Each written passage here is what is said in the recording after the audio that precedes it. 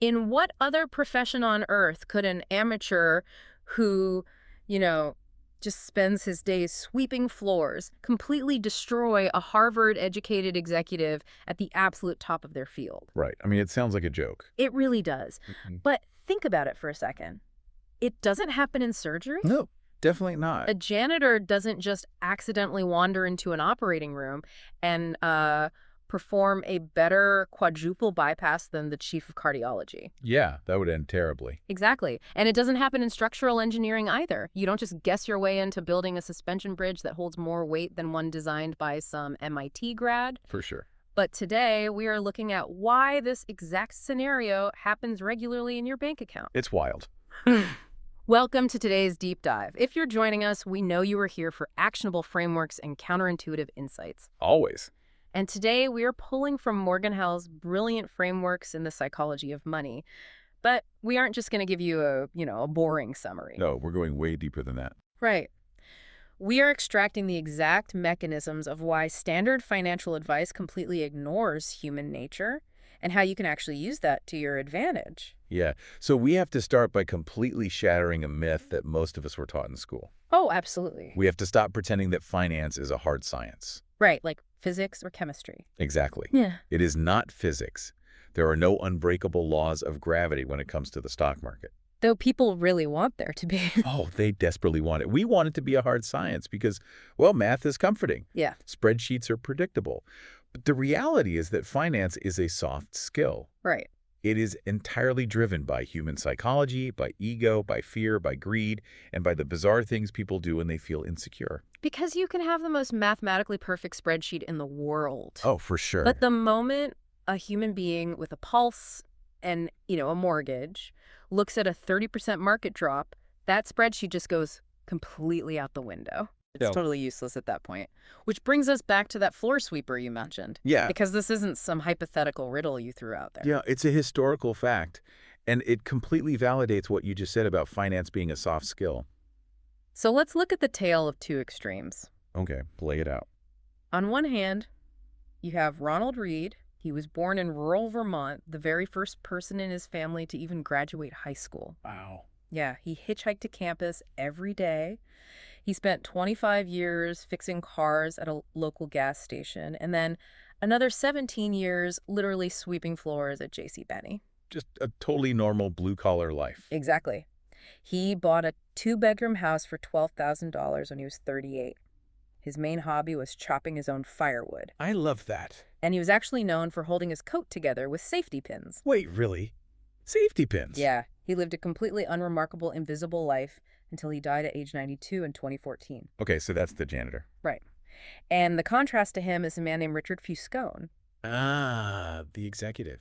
Fuscone was making headlines at the exact same time Ronald Reed died. But Fuscone was everything Reed was not. Right, the total opposite. He was a Harvard-educated executive at Merrill Lynch. He had an MBA from one of the best programs in the world. The ultimate pedigree. Oh, totally.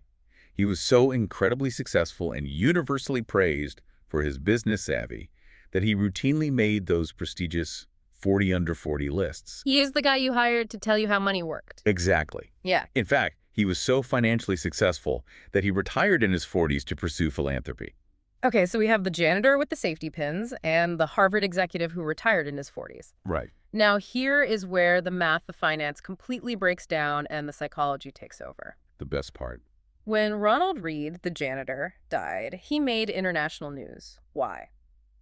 Because it turned out he had quietly amassed a net worth of over $8 million. $8 million from sweeping floors. Yes, he left $2 million to his stepkids and $6 million to his local hospital and library. Unbelievable. And he didn't win the lottery. He didn't have some rich uncle. He just consistently bought blue chip stocks, the large, stable, well-recognized companies, and let them sit there for decades. And boom, $8 million. Meanwhile, Richard Fuscone, the financial genius, stepped right into the buzzsaw of the 2008 financial crisis. Right, because of leverage. Exactly. He had borrowed heavily to expand an 18,000-square-foot mansion in Connecticut. Which is just, that's absurdly large. To give you an idea of the scale, this house had 11 bathrooms. 11. 2 elevators, 2 pools, a see-through dance floor over the indoor pool, and it cost $90,000 a month just in maintenance. Just to keep the lights on. Yeah. So when the crash hit, Fiscone's highly leveraged, mathematically complex investments collapsed. He was completely wiped out. Bankruptcy. Foreclosure. That mansion with the see-through dance floor got auctioned off for pennies on the dollar. It is genuinely staggering. A guy with no college degree, no financial background, and no Wall Street connections completely obliterates a guy with the best education and the best resources in the world. And what's fascinating here is the why. Because Fiscone wasn't stupid. No, obviously not. His math was probably flawless. But Fiscone was greedy, and he lacked patience. Right. Red, on the other hand, had mastered the soft skills of finance. Behavior totally eclipsed the massive education gap. So true. Ronald Red knew how to sit quietly in a room and do nothing, which, in investing, is often a superpower. Yeah, the hardest thing to do is nothing. Exactly. Fiscone needed to leverage his wealth to prove to everyone else how wealthy he was. Okay, let's unpack this. Because to actually use Reed's superpower, we have to completely redefine a word that we use every day. Yeah, we really do. We have to redefine what wealth actually means. Because our intuitive visual definition of wealth is entirely dangerously wrong. So wrong. We constantly conflate being rich with being wealthy, and they are not the same thing. Not even close. And failing to understand the distinction between the two is the root cause of countless terrible financial decisions. It's the trap everyone falls into. Right. Richness is a measure of current income. It is highly visible. You can spot it from a mile away. Exactly. It's the $100,000 sports car at the stoplight. It's the 18,000 square foot mansion. Yeah. If someone is driving a Ferrari, they might be drowning in credit card debt. Their marriage might be falling apart because of financial stress. But they are, by definition, rich enough to afford that specific monthly payment. Right, you can see richness. But wealth, on the other hand, is completely hidden. Wealth is income not spent. It's the option not yet taken. I love that phrasing. It is the cars you decided not to buy, the diamonds you left in the store, the first-class upgrades you declined. Right. It is a number on a spreadsheet that hasn't been converted into a tangible object yet. And this is incredibly difficult for the human brain to process because we are visual learners. They need to see it to believe it. Exactly. We evolved to assess status and success based on what we can see with our own eyes. Yeah. You cannot look at someone walking down the street and see their brokerage account balance hovering above their head. That would be a very different world. It really would. But you only see what they chose to spend their money on. Modern capitalism has literally weaponized this visual bias. Oh, totally. We have built a massive, multi-trillion-dollar global industry out of helping people fake their financial success. And social media just put a megaphone to it. Oh, for sure. We rely on outward appearances, the vacation photos, the designer clothes, the luxury cars to gauge who is winning the game of money. Right. But because true wealth is hidden, it actively robs us of visible role models. Ronald Reed wasn't a financial role model to anyone in his town while he was alive because his wealth was entirely invisible. Yeah, nobody looked at the guy sweeping floors in a torn coat and thought, I should ask him for asset allocation advice. Exactly. Every penny of his $8 million was hidden, compounding quietly. We see the richness of the people around us, but we don't see their wealth, so we emulate the spending rather than the saving. There is a brilliant anecdote in the sources about the singer Rihanna that highlights the absurdity of this. Oh, I remember this one. Yeah, a few years ago, she nearly went bankrupt after massively overspending. She turned around and sued her financial advisor, claiming they gave her terrible guidance and allowed her to lose her money. She sued the advisor for her own spending. Right, and the advisor's response in court was essentially, was it really necessary to explicitly tell her that if you spend money on things, you will end up with the things and not the money? It sounds like a punchline, but it is the exact trap we all fall into. It really is. When the average person says, I want to be a millionaire, what they are actually saying is, I want to spend $1 million. Which is literally the mathematical opposite of being a millionaire. Exactly. The only way to be wealthy is to absolutely refuse to spend the money that you have. This leads perfectly into what is called the man in the car paradox. Oh, this is so good. And it explains why spending money to buy status almost always backfires. I love this concept because I am completely guilty of doing this exact thing. We all are, honestly. The author of our source material talks about a time when he worked as a valet at a luxury hotel in Los Angeles. Right.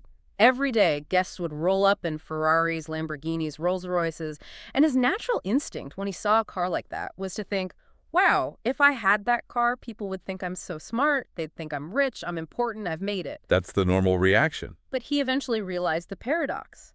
When he, as the valet, was looking at the Ferrari, he wasn't admiring the driver. No, not at all. In fact, he didn't care who the driver was at all. The driver was just an obstacle sitting in the seat. The valet was imagining himself in the driver's seat. It is a tragic irony. Yeah. The driver spent $300,000 on a luxury car, specifically to gain respect and admiration from the people on the street. Right. But the car actively prevents people from respecting the driver.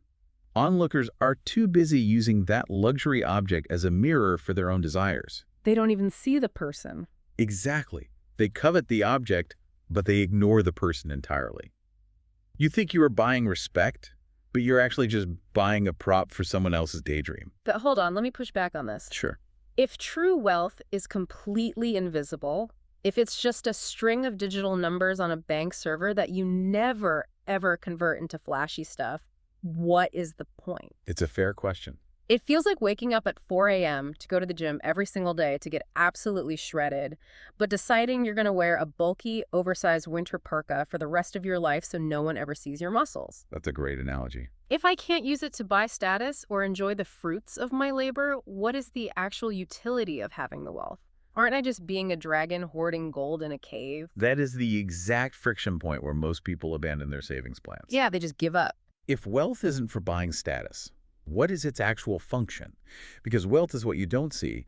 The primary mechanism for building it isn't necessarily grinding to drastically increase your income. Right. Yes, making more money helps, but the core engine of wealth is managing your internal psychology.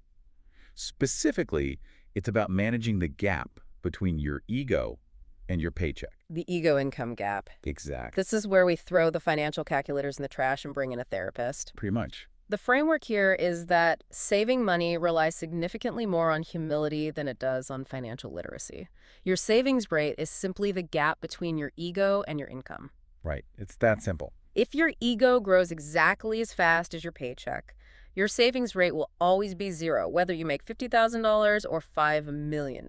If you don't aggressively manage that gap, you fall victim to the danger of the moving goalpost. The hedonic treadmill. Yeah, and there are countless examples of this at the highest levels of finance.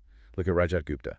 He was the CEO of McKinsey, one of the most prestigious consulting firms in the world. He was on the board of directors for Goldman Sachs. He had arrived. By any objective measure, he was incredibly rich. He was worth an estimated $100 million. Wow. He had unimaginable power, prestige, and freedom. He had won the game of capitalism. $100 million. You could put that in the safest, lowest yield savings account on earth and still make millions a year in interest without lifting a single finger. Exactly. But it wasn't enough. It never is. Gupta looked around the boardroom at Goldman Sachs and saw billionaires. He was only a centimillionaire. The horror. Right. So to close that gap, he engaged in insider trading. Unbelievable. He fed confidential board information to a hedge fund manager. He was caught, convicted, and went to federal prison. Wow. He threw away $100 million and his entire reputation because he simply lacked a sense of enough. We saw the same psychological failure with Bernie Madoff. Madoff was running a legitimate, highly successful market-making business before he started his Ponzi scheme. He was already wealthy, but the goalpost kept moving. They risked what they had and desperately needed to get what they didn't have and didn't actually need. Perfectly said. It is the ultimate trap of social comparison, and we have to break down how insidious the math of this comparison actually is. Let's do it. Imagine a rookie baseball player who just got called up to the major leagues. He's making $500,000 a year. Okay. By any normal, everyday standard, he is rich. He can buy his mom a house, he can drive a nice car, but he shares a locker room with Mike Trout, who signed a $430 million contract. Yeah, that changes the perspective. Every single day, that rookie puts on his cleats next to a guy making roughly $36 million a year. Suddenly, $500,000 feels like minimum wage. The rookie feels broke. But the ladder doesn't stop there. Yeah. It never stops. Right. Because Mike Trout, making $36 million a year, goes to a charity dinner and sits next to a top hedge fund manager who pulled in $340 million in a single year. Right.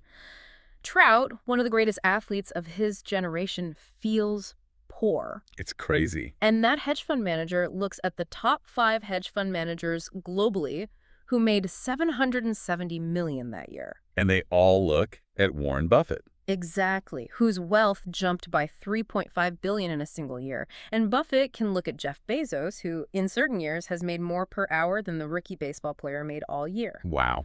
It is a game that is mathematically impossible to win because there's always someone higher on the ladder. Which brings us to a highly actionable framework. Okay, what is it? A veteran Las Vegas casino dealer was once asked in an interview how a regular person can win in a casino. Uh-huh. His answer was stone cold, serious, and incredibly brief. The only way to win in a Las Vegas casino is to exit as soon as you enter. Wow, that's dark but true. The exact same logic applies to the game of keeping up with the Joneses. You cannot win the game of social comparison by playing harder. No. You can't win by working 80 hours a week to buy a bigger boat than your neighbor because someone else will always have a yacht. Someone always has a bigger boat. You only win by refusing to play the game at all. You have to explicitly define what enough is for your own life. Warren Buffett had a phenomenal quote about the collapse of long-term capital management. Oh, the LTCM disaster. Yes, for those who don't know, LTCM was a hedge fund in the late 90s run by actual Nobel laureates in economics. Literally the smartest guys in the room. These were the smartest math minds on the planet, and their fund completely blew up during the 1998 Russian financial crisis because their perfect models couldn't account for extreme human panic. Humans ruin the math. Buffett looked at these geniuses who lost everything and said, to make money they didn't have and didn't need, they risked what they did have and did need. And that's just plain foolish. It is foolish, but it happens universally because people tie their savings strictly to specific, visible consumer goals. Like what?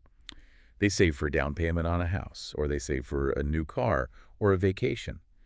That framework assumes the world is predictable. Ah. It assumes that if you just fund these specific buckets, you'll be fine. But we don't live in a predictable world. You really don't. The framework we need to adopt is that you do not need a specific reason to save.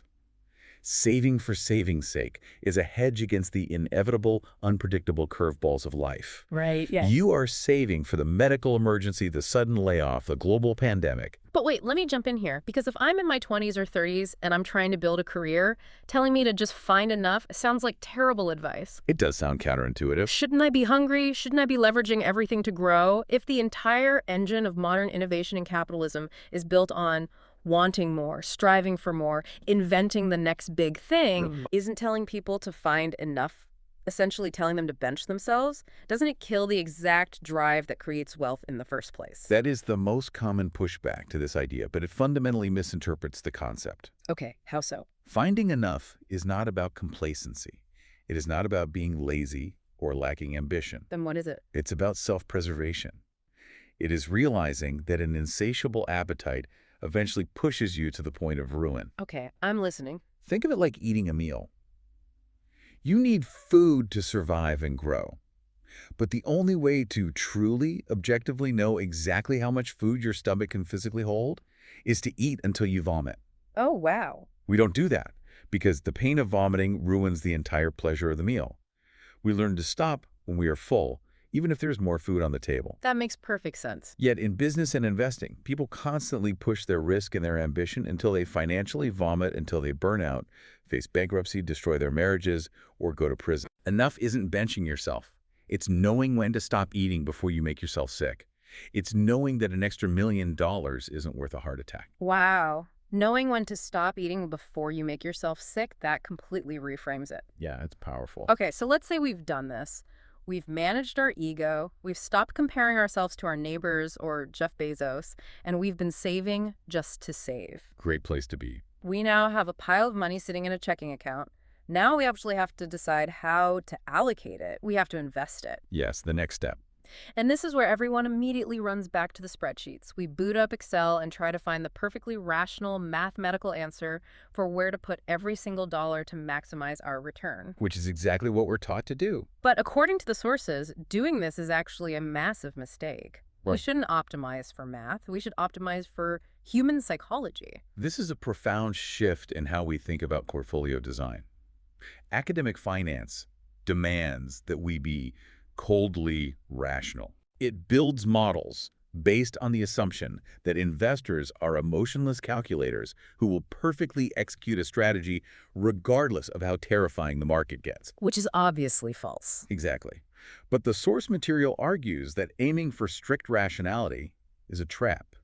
We should instead aim to be mostly reasonable. Which introduces us to Harry Markowitz. Ah, yes. This is a guy who literally won the Nobel Prize in economics for inventing something called modern portfolio theory. He's a legend. For anyone who hasn't taken a finance class, modern portfolio theory is basically the complex mathematical formula for balancing risk and return. It tells you exactly how much of your money should be in risky stocks versus safe bonds to get the mathematically perfect outcome. He is the godfather of rational investing. But there's a catch. But when he was asked how he invested his own retirement money in the 1950s, he didn't use his Nobel Prize-winning math. No, he didn't even touch his own formulas. Wait, really? Yeah, he looked at his portfolio and allocated his money 50-50. Half in stocks, half in bonds. Just right down the middle. Why? Not because it was mathematically optimal. In fact, any freshman finance student could tell you it wasn't. But because, in his own words, his primary goal was to minimize his future regret. Minimize regret. Yeah, he visualized the emotional grief he would feel if the stock market went way up and he wasn't in it. And he weighed that against the panic he would feel if the market crashed and he was completely exposed to it. So he optimized for his emotions, not his math. Precisely. This highlights the fundamental difference between rational and reasonable. Right. A rational investor makes decisions based on numeric facts in a vacuum, pretending human emotions, stress, and fear don't exist. But we aren't robots. Exactly.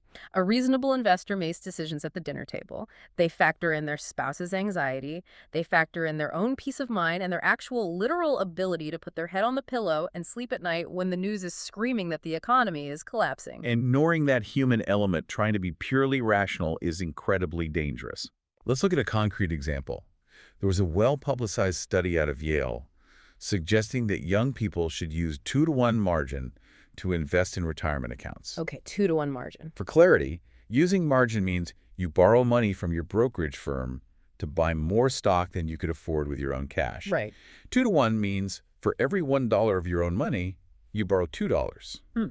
Mathematically, historically, the study showed this works perfectly on paper. Of course it does, on paper. Over a 40-year lifetime, the leverage amplifies your gains and you end up drastically wealthier. Right. On a spreadsheet, in a vacuum, it's a guaranteed win. But what happens in reality when the real world intervenes? In reality, markets experience severe crashes. Yeah, they do. If the market drops 50%, which it does periodically, your 2-to-1 leverage means you don't just lose half your money.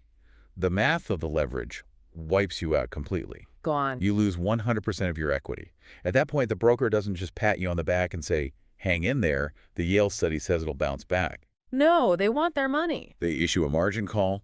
They demand their borrowed money back immediately, forcing you to liquidate everything at the absolute bottom of the market. The worst possible time. The rational math assumes you will just calmly accept this total wipeout, pick yourself up, borrow more money, and keep executing the strategy without batting an eye. Which is ridiculous. It's absurdly unreasonable. A normal human being who just watched their entire life savings evaporate wouldn't do that. No, they'd freak out. They would panic, they would feel physically ill, they would probably swear off the stock market forever, and they would never capture the long-term gains the math promised. So the strategy was perfectly rational, but entirely unreasonable for a human to actually execute. Exactly. It reminds me of the medical analogy used in the sources regarding fevers.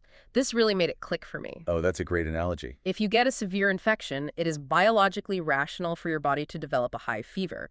The heat is an evolutionary defense mechanism designed to kill the bacteria. It's doing its job. But it is not reasonable for a human being to just lie in bed, enduring the violent shivering, the cold sweats, the aching joints, and the absolute misery just because it's technically optimal. No, it's awful. So what do? We take a Tylenol? We deliberately compromise the rational biological response in exchange for reasonable psychological and physical comfort. Exactly. We sacrifice a tiny bit of biological efficiency to make the experience bearable. Right. The author of the book actually shares a personal confession about doing this exact thing with his finances. Oh, really?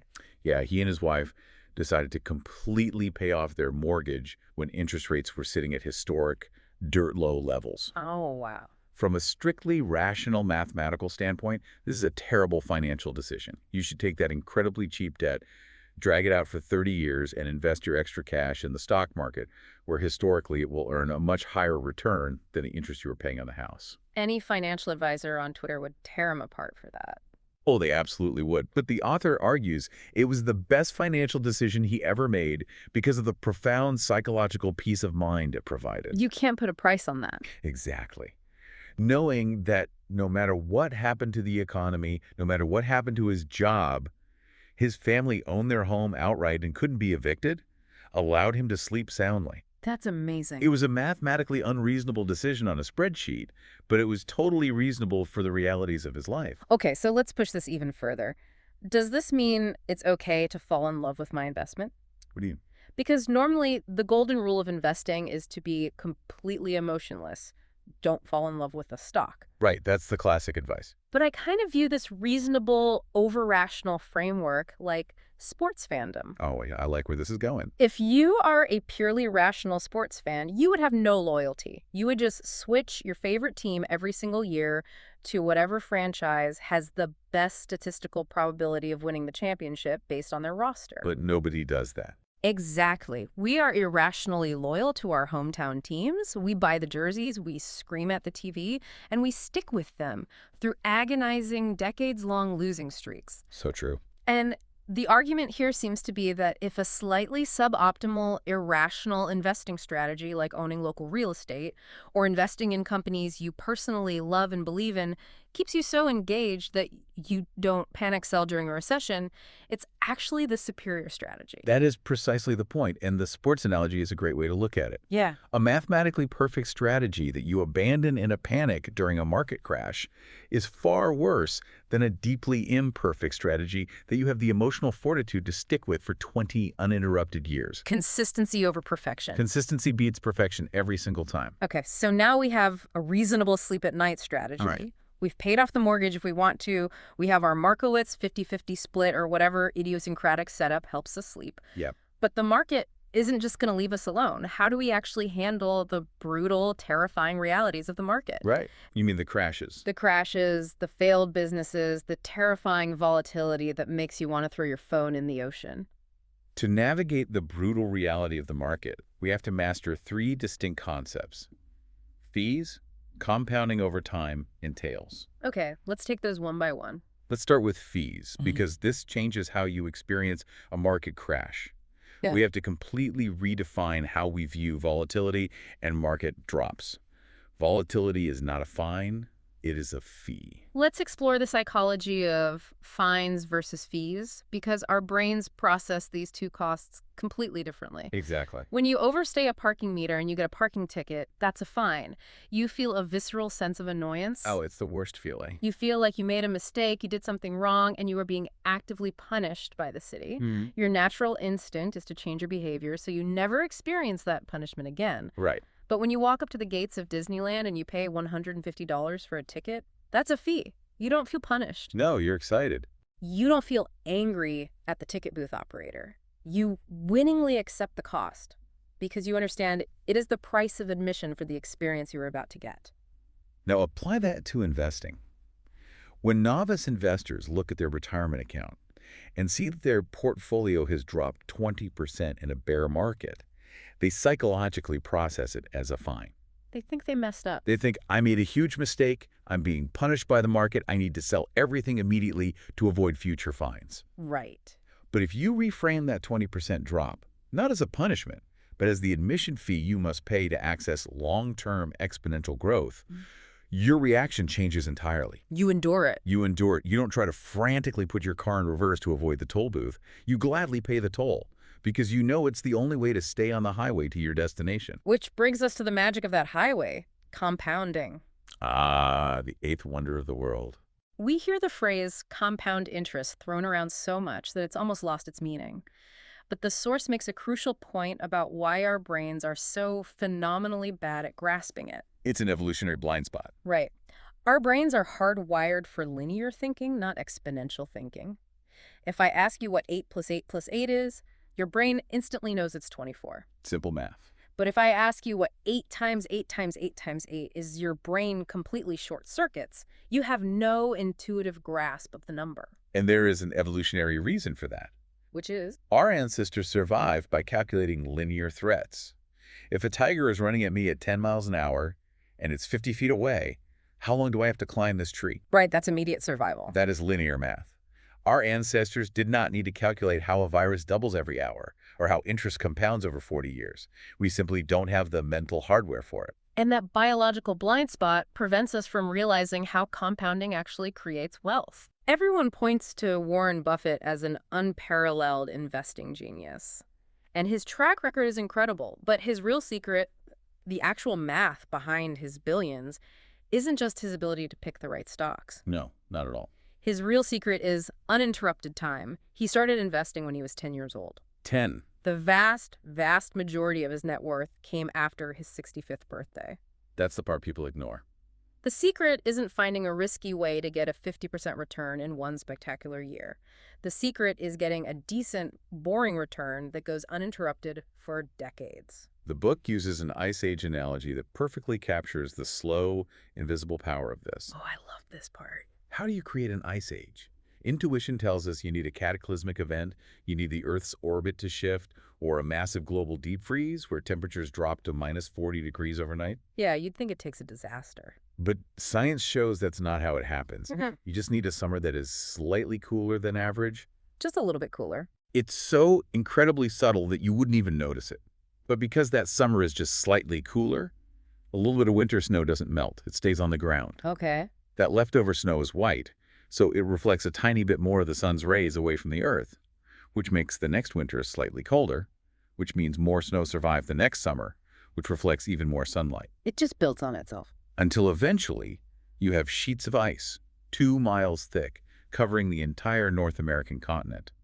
It is a tiny incremental change compounding over uninterrupted time. But to get that uninterrupted time, you have to survive the bumps in the road. You have to survive the tails. Yes, the tails. This is the third concept for navigating reality, and honestly, this was the most counterintuitive part of the whole framework for me. Can you explain what a tail is in this context? A tail refers to the far end of a bell curve. In statistics, most outcomes cluster in the middle, the average. The tails are the extreme, rare events on the far left or far right. In finance and business, it means that a tiny, tiny fraction of events accounts for the vast majority of the outcomes. This goes against everything I ever believed about success. It really does. It is completely normal, expected, even for half of your investments, half of your business ideas, to completely fail.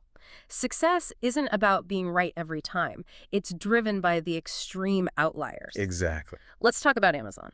Amazon launched the Fire Phone. For anyone who doesn't remember it, there's a good reason. Yeah, it was terrible. It was a spectacular, embarrassing failure. It cost the company hundreds of millions of dollars. The press mocked them.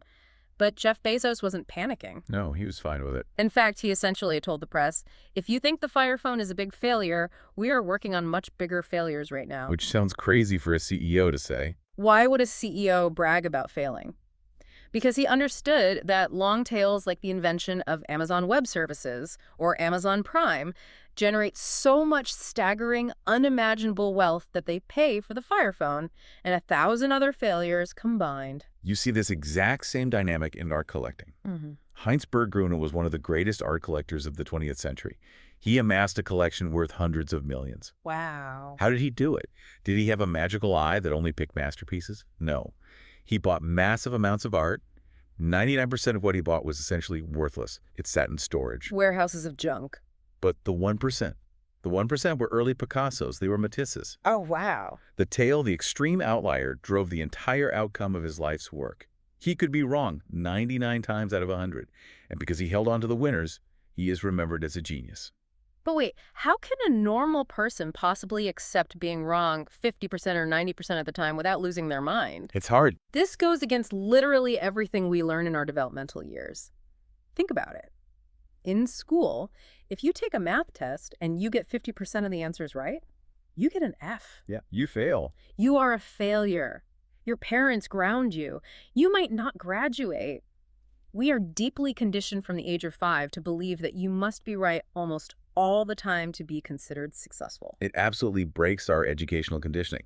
Finance, investing, and entrepreneurship are some of the only realms in human existence where you can fail half the time or even more and still become wildly, unimaginably successful. It's so freeing to think about it that way. You have to consciously unlearn the idea that every decision must be a winner. You aren't graded on the percentage of your decisions that are correct. You are graded on the magnitude of your success when you happen to catch a tail event. You just need one Picasso to make up for a warehouse full of junk. But to catch that tail event, you actually have to be in the game when it happens. If you go bankrupt on failure number 4, you aren't around for the Picasso in attempt number 5. Which transitions us to the survival framework. To let the ice age of compounding work and to let the tails drive your success, you simply have to survive. You cannot get wiped out. And surviving requires a bizarre, dual mindset that is very hard for people to balance. What do you mean? Getting wealthy requires risk.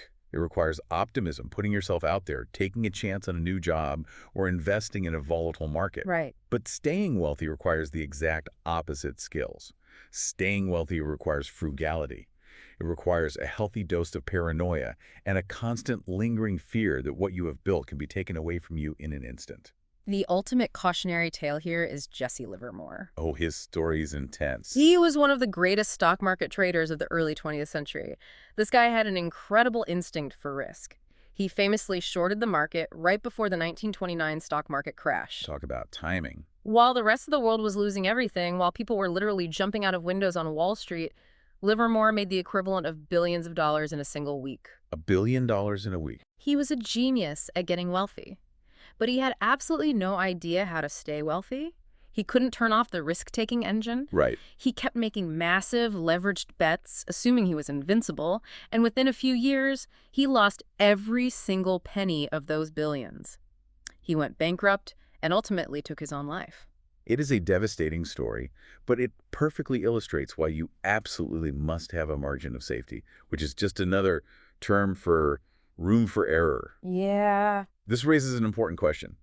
How do you build a financial plan for a world that is inherently unpredictable? How do you do that? The answer is, you build a plan that explicitly assumes things will not go according to plan. I love that phrasing. Plan on the plan, not going according to plan. Exactly. You have to build shock absorbers into your financial vehicle. The sources talk about the mechanics of card counting and blackjack to explain this. Yeah, Kevin Lewis. Kevin Lewis, who was a famous card counter, knew the mathematical odds were in his favor. When the deck was hot, meaning there were more high cards left to be dealt, he had a mathematical edge over the casino. Right. But even when the deck was in his favor, he never bet his entire stack of chips on a single hand. Why?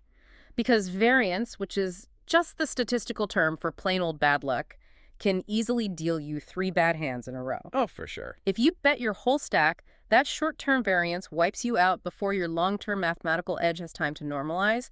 If you are wiped out, the odds don't matter anymore. The game is over. Bill Gates understood this survival paranoia perfectly in the early days of Microsoft. Oh, really? Yeah, he's an optimist about software, but he was incredibly paranoid about cash flow. He explicitly insisted on keeping enough cash in the bank to run the entire company for a full year, covering all payroll and rent, even if they generated $0 in revenue. 0. Wow. 0. He wasn't optimizing for maximum growth by pouring every cent into R&D. He was optimizing for survival. That makes a lot of sense. He knew that the only way to realize the massive long-term potential of the personal computer revolution was to ensure that a short-term recession or a few bad months of sales couldn't kill the company. But there is another threat to our survival. And it's not the economy, and it's not variance. It's inside our own heads. It is what psychologists call the end of history illusion. Let's break this down. Okay. If you ask a 35-year-old to look back at who they were when they were 25, they will laugh. They say, oh man, I was an idiot. My tastes were totally different. I wanted a different career. I dated different people. Yeah, totally. We easily recognize that we have changed drastically in the past. But then, if you ask that same 35-year-old to predict what they will be like at 45, they falsely believe that the person they are today is the exact person they will be for the rest of their lives. That's so true. We recognize past change, but we assume our personal history has finally ended and we are a finished product. And this psychological quirk makes extreme financial planning incredibly dangerous. Why is that? Let's say you lock yourself into an extreme plan today. Maybe you decide you're going to grind 80 hours a week in a high-stress banking job so you can be a millionaire by 30. Or, conversely, you take a vow of extreme frugality and live in a van to save 90% of your income. Hashtag van life. Exactly. Your current self might be highly motivated by that, but because of the end of history illusion, you don't realize that your future self might wake up in 10 years, exhausted, wanting a family, and absolutely hating the life your past self built. You're stuck. You have to leave a margin of safety not just for a stock market crash, but for your own changing desires. Give yourself permission to evolve. That is so freeing. Leave room for your future self to change their mind. Now, speaking of other people changing their minds, we have to talk about bubbles. Ah, bubbles. The dot-com bubble in the 90s, the housing bubble in 2008. When these happen, we usually look back and blame them on irrational greed or stupidity. Right, that's the narrative. But the framework here offers a much more nuanced explanation. Bubbles are often caused by long-term investors mistakenly taking behavioral cues from short-term players. This is one of the most profound insights in the entire source material. Yep. Yeah. When we look at the stock market, we tend to think every single investor is playing the exact same game, but they aren't. Ah, I see. Let's look at the height of the dot-com bubble. Yeah. Imagine a tech stock with zero revenue is traded at $60 a share in 1999. A fundamental long-term investor looks at it and says, that is completely irrational. The company makes no money. I shouldn't buy this. Right. But a day trader looks at that exact same $60 stock and buys 10,000 shares. Why? Because the day trader doesn't care if the company will be profitable in the year 2010. They just care about today. Exactly. They only care that the momentum is pushing the stock to 65 by lunchtime so they can sell it, pocket the difference, and go home. For the day trader who is playing a short-term momentum game, buying at 60 is a perfectly rational, profitable move. Right. But here is where the disaster happens. The long-term investor sitting at home sees the day trader buying, and they see the price going up to 65, then 70. And the FOMO sets in. And the long-term investor starts to doubt themselves. They think, wait, the smart money is buying. Maybe they know something I don't. I don't want to miss out on this revolution. Yeah. So the long-term investor abandons their discipline and buys in at 70, expecting to hold the stock for 30 years for their retirement. Which is a terrible idea. It's like sitting down at a park table to play a slow, thoughtful, 3-hour game of chess, and suddenly your opponent starts picking up the rooks and bishops and throwing them at your head because they think you're playing dodgeball. That's a great image. You are taking behavioral cues from someone playing an entirely different game, and you end up getting completely destroyed when the short-term momentum inevitably stops and the day traders cash out. Which is why the single most actionable thing you can do after listening to this is to get a piece of paper and write down exactly what game you were playing. Write it down. Are you a day trader trying to make a quick buck on momentum? Are you a passive investor building a portfolio for retirement 30 years from now? Are you just trying to preserve cash for a house down payment in 2 years? Right. Yeah. Once you explicitly define your game, it becomes incredibly easy to ignore the financial news, the shouting pundits on TV, and your neighbor's hot stock tips, because you immediately recognize that their advice is targeted at someone playing a completely different game than you are. Okay, we have covered massive ground today. We shattered the illusion of visible wealth. We did. We talked about the superpower of defining enough so you don't vomit your wealth away. We discussed optimizing for sleep instead of spreadsheets. A huge takeaway. We learned to pay the fee of volatility, to let the slow ice age of compounding work, and to survive the chaos by realizing we don't have to be right all the time as long as we define our own game. So we have to bring it all together to the ultimate framework. Why do we do all of this? We don't save just to have a high score on a bank app. What is the highest dividend that money actually pays? Well, we turn to a massive psychological study by a researcher named Angus Campbell. Okay. He studied human happiness across demographics. And he found that more than your income bracket, more than the square footage of your house, more than the prestige of your job title, the greatest common denominator of human happiness is simply having a strong sense of control over your own life. The ability to wake up every single morning and say, I can do whatever I want today with whoever I want for as long as I want, that is the highest form of wealth. Beautifully said. Building wealth isn't about becoming a spreadsheet master or predicting the future. It's about building a gap between your ego and your income. It's about leaving a margin of safety for error. It's about defining your own game and using the resulting hidden wealth to buy autonomy. It's using money to buy flexibility and time in a world that constantly throws the unexpected at us. We want to leave you with a final, slightly provocative thought to mull over as you go about your day. Let's hear it. We've spent this entire time talking about the psychological frameworks needed to manage your money so you can eventually buy your freedom and control your time. Right. But consider this, if you do actually execute this perfectly. If you achieve complete control over your time and reach that ultimate finish line of financial independence, will you actually know what to do with yourself? That's the real question. Many people sprint endlessly for decades toward the goal of retiring early, only to get there and realize that the rat race, the stress, and the ambition were the only things giving them a sense of identity and purpose. Yeah.